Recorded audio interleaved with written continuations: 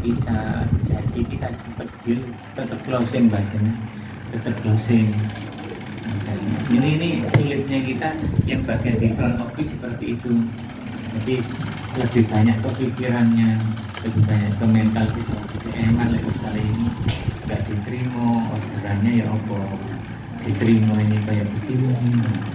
Jadi kadang sampai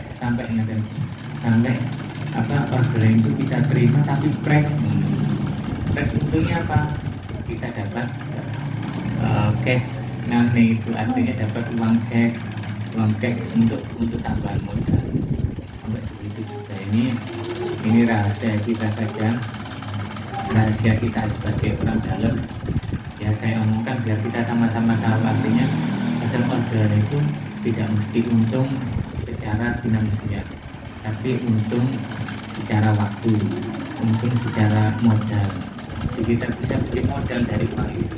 Karena ada bekas 3 juta begitu, ada nominalnya besar tapi untungnya kok cilik, mau nawar aja ya diterima, untungnya tipis, nggak diterima ini eman. Artinya dia itu semacam pelanggan yang suatu saat nanti akan order jumlah besar. Nah ini pemikiran ke depan itu akhirnya kita terima. Nah, ini teman-teman trik-triknya kita yang di front office. Terus oh ya Mas. terus nanti Bunda ini coba di teknisnya itu penjelasan saya secara gamblang. Yang terpenting bagaimanapun juga perlu kita kerja keras, kerja cerdas, saling bantu membantu, saling semangat menyemangati, saling belajar baik dari sesama, dari diri sendiri yaitu tadi pengalaman tambah pengalaman, terus dari media juga, dari wifi YouTube ini perlu ditambah itu. Kemudian gambaran. Assalamualaikum warahmatullahi wabarakatuh. Kopinya Mbak Risma saya mau buka dulu. Apa kamu sih? Tak anu ya, di situ ya, papan tulis ya. Papan tulis. Itu nggak jelas kayaknya. Saya tadi kan masuk dulu. Saya jalan masuk dulu. Kecil. Rumah saji. Rumah saji. Hah? Oh ini Yowika. Kamu sambil iklan dulu makan sebelah. Ya bang, perluan. Ngomong mulai.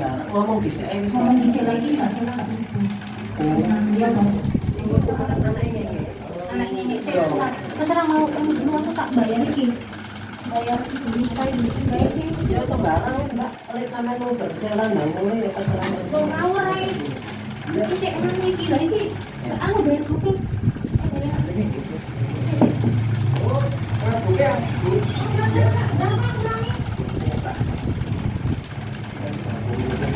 Tiga lima. Oh, mobilnya tiga lima. Dan ikan. Sebelah ini salah adem ya, nggak cuma. Alhamdulillah. Timbangan tidak wes langsung aja ya. Nambah. Untuk tuas rata mbak biar pikiran itu. Yang pertama, halo. Pertama saya nanti akan langsung ke teknisnya aja ya saya ya, biar nggak apa namanya bertele-tele karena sudah bertele-tele kan oleh Pak Eko. Jadi sekarang di tahun ini harapan kita omset itu kalau bisa janganlah seperti tahun-tahun sebelumnya karena itu sangat-sangat nggak sehat. Karena terus terang aja sebenarnya ya kita ini berawal dari 5 tahun yang lalu itu usaha tanpa modal, tanpa mengandalkan bank, tanpa pemberian orang tua. Pokoknya kita harus benar-benar modal dengkul. Awalnya kan seperti itu. Jadi berawal dari sejarah. Kemudian suatu saat saya itu daftar kelamar kan gitu kan awalnya. Ya, seperti itu. Nah, jadi dia apa sebenarnya awal muasal percetakan ini sebenarnya yang sudah mulai di manajemen itu awalnya ya dari Mbak Sela itu yang dia udah mulai kita berani dapat orderan, istilahnya udah manajemennya udah mulai rapi sedikit lah. Kemudian berlanjut bertambah seperti sekarang ini. Jadi saya nggak perlu mendetail. Intinya ibarat kalau misalnya manusia itu kalau 5 tahun itu kan masih balita.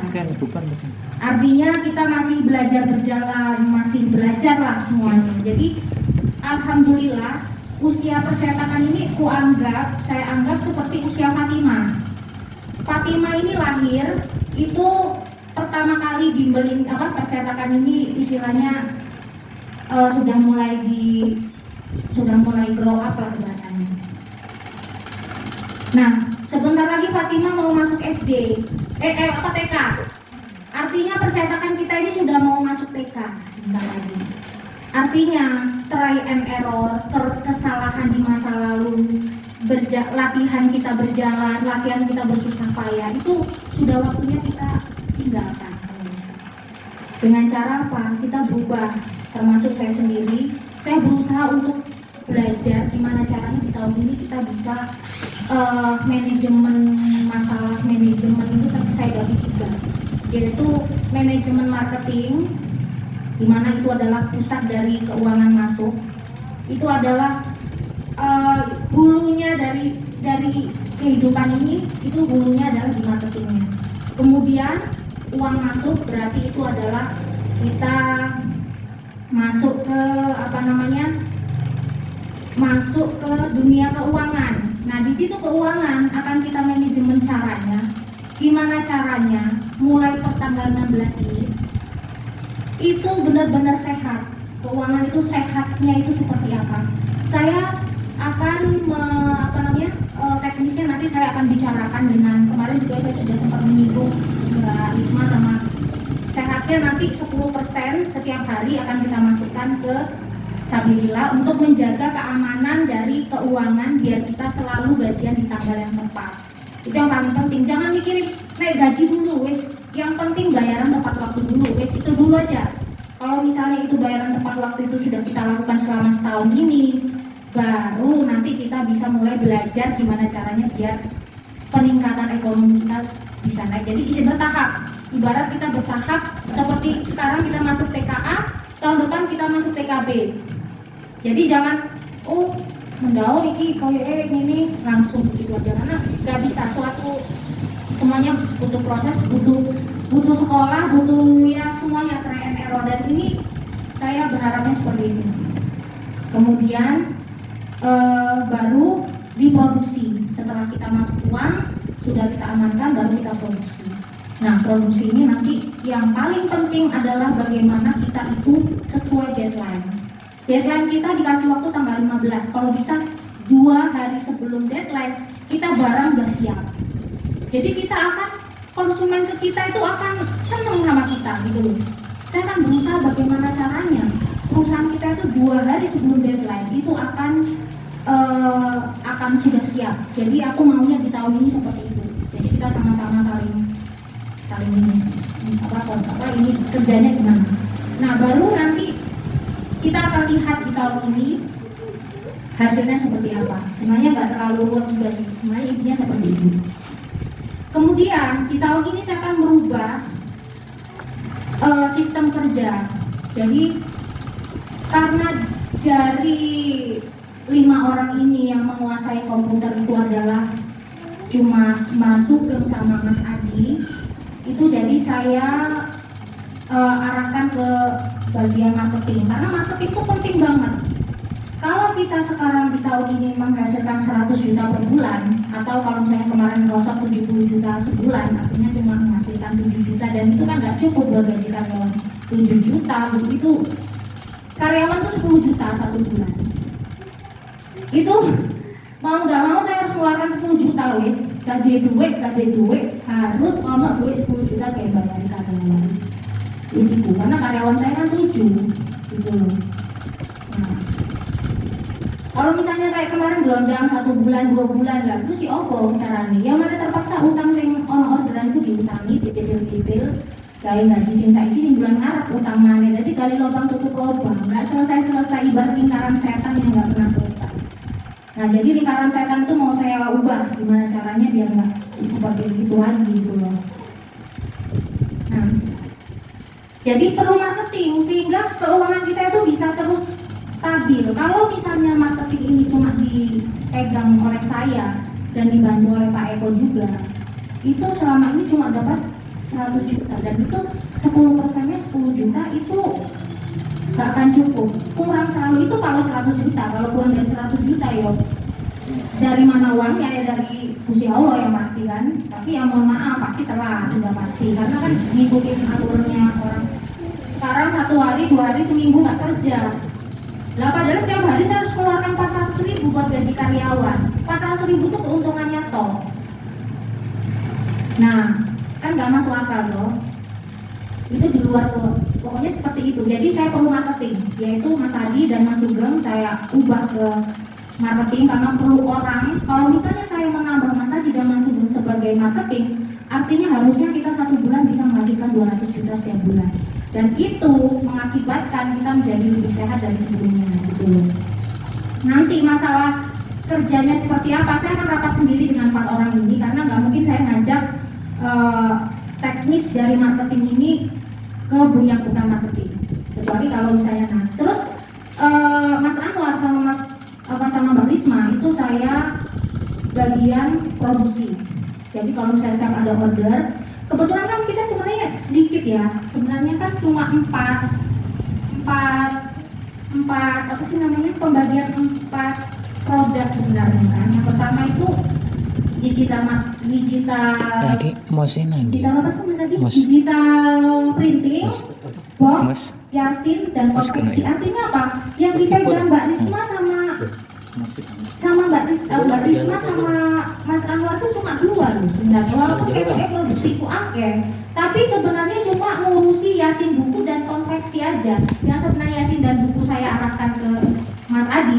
Sekarang Mas Adi udah saya tarik penanggung jawabannya sebagai marketing saya, sebagai orang yang boleh saya uang, Mas Sugeng dan Mas Adi. Nah terus nanti Mbak Risma sama Mas Anwar itu saya gimana caranya buku yasin ya, buku yasin termasuk sama buku yang masih konveksi itu dialihkan ke saya.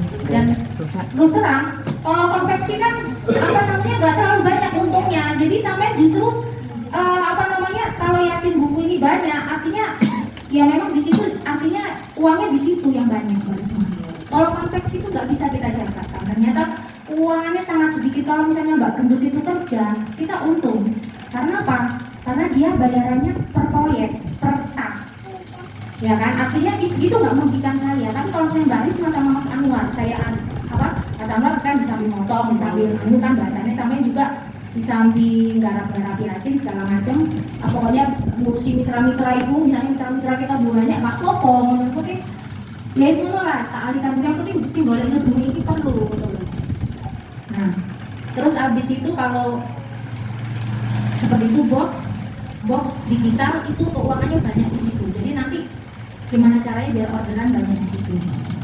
Tapi kita nggak kerja, yang kerja orang lain. Kalau box sama digital yang kerja itu orang lain, bukan kita. Kita cuma mendapatkan keuntungan yang bisa kita gunakan untuk gaji kan gitu kan. Kita nge-packing aja. Iya, nge-packing aja. Dan nanti yang packing siapa? Ya orang 2 ini. Jadi marketing maupun packing maupun nanti saya bagi, jadi nanti sudah ya. Jadi nanti pembagian kerja udah saya ubah. Nah terus nanti saya ubah per proyek, karena per proyek itu lebih menguntungkan Mbak Sila daripada bulanan.